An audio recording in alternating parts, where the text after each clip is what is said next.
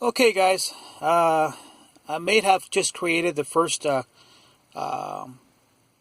copper punching bag concept. Instead of having your original, normal, everyday punching bag you practice in your garage, well, I have a new concept theory on how to make your own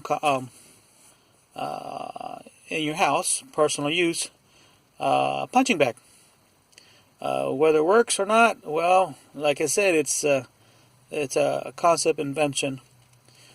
Pretty much you have a thick copper plate, and then you have gloves in there, but in front of the gloves you have a magnet. You can see that I'm trying to focus right here. There you go. So as the magnet tries to impact the copper plate, about 3/2 inch into it, the energy from fast forward trying to punch into the copper plate gets stopped, gets dissipated throughout the copper plate. So half an inch toward the copper plate, the energy gets dissipated, and you gets absorbed. So it's like hitting a pillow, for example, except you never touch the pillow. So it's all the energy gets transferred to the copper as heat, and the heat immediately dissipates. So you don't need really quite feel the energy, the heat energy.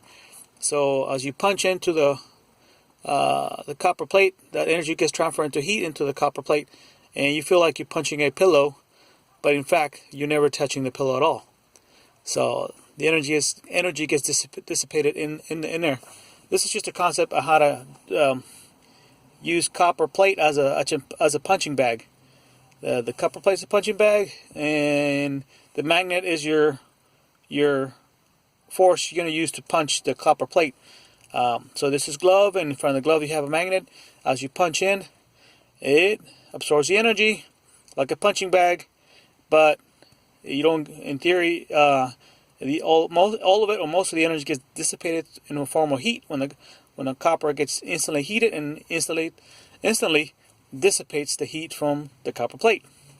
So you could experiment, buy a little copper plate and then get a neo magnet and put a string on it and try and slam it into the copper plate, and as you'll see, the magnet itself will not impact the copper plate. But in this form, where you're using a lot of energy, you might want to get a thicker copper plate and thicker magnet, and try to use as you're punching a copper plate. Now, I do recommend to do experiments before you actually do that. I don't want you to get your hand hurt or something. So this is only a concept, not a working model. Remember, it does work in a lower energy. If you push it forward to strike the copper plate and small energy, it actually works. I don't know if a punch with a lot of force will actually stop it. You might need a thicker magnet and a thicker copper plate, but most of the energy will be dissipated. I don't know if it's going to stop the 100% of energy. It may or it may not. Like I said, you have to do experiments before you do that. So make sure you don't strike the copper plate with all your force. Actually, it's only experimental, and caution and just pretty much caution. Just don't go crazy and punching with full force until you're 100% sure it stops it all. Here I have another concept, same deal. You got the magnet, you got a copper, you got magnet and copper.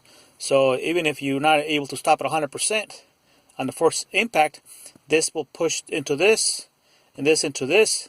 So it'll be more like a cushion into these three plates: copper, magnet, copper, and this is the magnet itself. So you have like a triple cushion or multiple cushion. So the impact from the magnet into the system will slow it down. Either way, whether this absorbs 100%, if it doesn't, then this might actually help you absorb most of it. Like I said, this is just a design, how to design a copper punching bag wall system or a plate. Anyway, cool concept. It's only in the beginning stages, so it's not a working model. You guys have a good one. Let me focus here real quick before I say goodbye. There you go, guys. You guys have a good